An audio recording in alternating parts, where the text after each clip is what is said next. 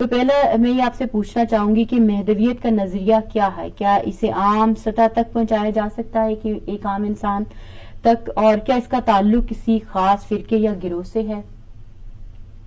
مہدویت کا موضوع چونکہ امام زمانہ کے نام کے ساتھ مربوط ہے، تو اکثر اذہان مہدویت کا نام جب بھی آتا ہے اکثر اذہان سے جو شخص سے حضرت حجت علیہ الصلوۃ والسلام کی طرف ہمارا دھیان جاتا ہے، جبکہ مہدویت کے موضوع کا ایک آخری سلسلہ اور ایک آخری کڑی جو اس کو اپنے اختتام اور حتمی مرحلے کو طے کروائے گی، وہ شخصیت خود صاحب الزمان علیہ الصلوۃ والسلام کی شخصیت ہے۔ مہدویت اگر ہم عنوان دینا چاہیں اپنے پورے اسلام کی، اسلام جو بعثت سے شروع ہوتا ہے، جس میں انبیاء کی بعثت ہوتی ہے ہدایت بشریت کے لیے، انسان کی بشریت کے لیے، اور اس بعثت کے اندر 3 مرحلے طے پاتے ہیں۔ اس مقدمے کو سمجھتے ہوئے ہم مہدویت کی حقیقت کو سمجھ سکتے ہیں۔ 3 مرحلے اس کے اندر پیش آتے ہیں بعثت کے اندر۔ رسالت کا مرحلہ کہ جس کے اندر ایک نبی خدا سے دین، نبوت کا مرحلہ ہے سب سے پہلے، جس مرحلے کے تحت خدا سے ایک نبی دین لیتا ہے بحیثیت نبی، وحی کی صورت میں حاصل ہوتا ہے شریعت کو، اور پھر رسالت کے مرحلے میں یہی نبی بحیثیت رسول اس دین کو لوگوں تک ابلاغ کرتا ہے، اور اس کے بعد یہی نبی بحیثیت امام وہ دین جو بحیثیت رسول ابلاغ کیا تھا اسی دین کو معاشرے میں نافذ کرتا ہے۔ لیکن وہ نبی ایک خطے میں آ کے، مثلا خود ہمارے آخری نبی مکے کے اندر آ کے اس کام کو انجام دیتے ہیں، لیکن یہ مرحلہ فقط نبی اکرم کی زندگی، نبی اکرم کے زمانے کے ساتھ محفوظ تک ہے، بلکہ بے تک جب نبی اکرم کی ہوئی کہ ایک نبی بھی ہے، رسول بھی ہے اور امام بھی ہے، اور تینوں حیثیتوں سے اس نبی کی ایک ذمہ داری بنتی ہے۔ تب اس نبی نے جو کام انجام دینا ہے وہ دین کو فقط لوگوں تک پہنچانا نہیں ہے سبق حاصل کر کے، بلکہ ان کی زندگیوں میں، ان کی سوسائٹی میں، ان کے معاشروں میں، ان کے شہروں میں، ان کے خطوں میں، اس منطقوں میں اس دین کو بحیثیت ایک نظام نافذ کرنا ہے۔ یہ جو ایک نبی فقط مثلا مکہ میں نبی اکرم نے انجام دیا، اور مدینے میں کسی حد تک جس طرح سے یہ انجام پایا حکومت نبوی کے اندر، اسی عالم کے اندر غلبہ پانا، نافذ ہونا، حاکم ہونا بحیثیت حکومت اسلامی،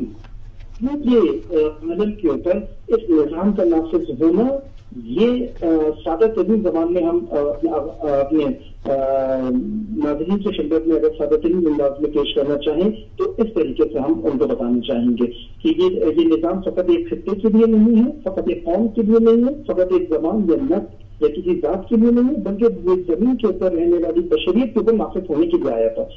جس کے 5 بنیادی مرحلے ہیں۔ ایک مرحلہ بعثت، اس کے مرحلے سے گزر کے جب نبوت اور وحی کا دروازہ بند ہوتا ہے اور شریعت کامل ہوتی ہے، اتمام حجت ہوتا ہے، تو اسی نفاذ کے مرحلے میں مکہ اور مدینہ کی سرحدوں سے باہر جاتے ہوئے ایک عالم کے اوپر نافذ ہونے کے لیے امامت کا سلسلہ جاری کا جاری رہتا ہے۔ جب ختم نبوت ہوا تھا لیکن ختم امامت نہیں ہوا تھا، بلکہ خود ہمارے پاس سید الشہداء سے ایک روایت ہے کہ سید الشہداء فرماتے ہیں ان رسول اللہ کان هو الامام، کہ خود رسول اللہ امام تھے، یعنی ایک منصب رسول اللہ کا امامت تھا۔ بس یہ منصب تسلسل پاتا ہے، امیر المومنین کی امامت جو غدیر کے اندر تصویر پاتی ہے، لیکن اس وقت کی امت کی توجہ امامت اور ولایت کی طرف قدر کافی نہ ہونے کی وجہ سے امامت مشکلات کا شکار ہوتی ہے۔ غدیر کے بعد ایک مرحلہ عاشورے کا مرحلہ آتا ہے کہ اس قدر امامت اور ولایت کے اس پیغام سے امت دور ہوتی چلی جاتی ہے کہ یزید جیسا ظالم برسر اقتدار آتا ہے، اور یہ حکومتیں، یزیدی حکومتیں، ظالم حکومتیں، غیر شرعی حکومتیں، الہی حاکموں، الہی آئمہ، الہی انبیاء و الہی والیان دین کے مقابل میں آ جاتے ہیں۔ اب یہاں تک یہ دین بعثت کا مرحلہ طے کر چکا ہے، غدیر کا مرحلہ طے کر چکا ہے، عاشورے کے مرحلے میں سید الشہداء قیام کرتے ہیں تاکہ وہ سلسلہ جو مکہ اور مدینہ کی سرحدوں سے باہر نکل کے پورے خطے کے اندر بشریت کے اندر نافذ ہونا تھا اسلام، وہ رک نہ جائے۔ لیکن اس قدر بے حسی امت کے اندر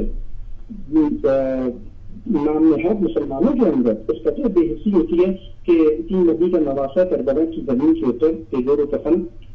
قتل کر دیا جاتا ہے. اس کے بعد پھر یہ مرحلہ آتا ہے کہ جب دیکھتے ایک کے بعد ایک امام اور امامت کی ناقدری ہوتی ہے تو خدا بند مطالع اپنے اس آخری ذخیرے کو پردہ سبق میں محسوس کر لیتا ہے تاکہ مہدویت کا وہ سفر جو طے ہونا تھا کہ پورے سکے پہ اسلام کا بدلے. قرآن مجید نے اس کو ایک بہترین آیت کہ ہم نے اس کو ہدایت کے ساتھ اور حق دین حق کے ساتھ بھیجا تاکہ وہ اس دین کو تمام ادیان کے اوپر غلبہ دے دے.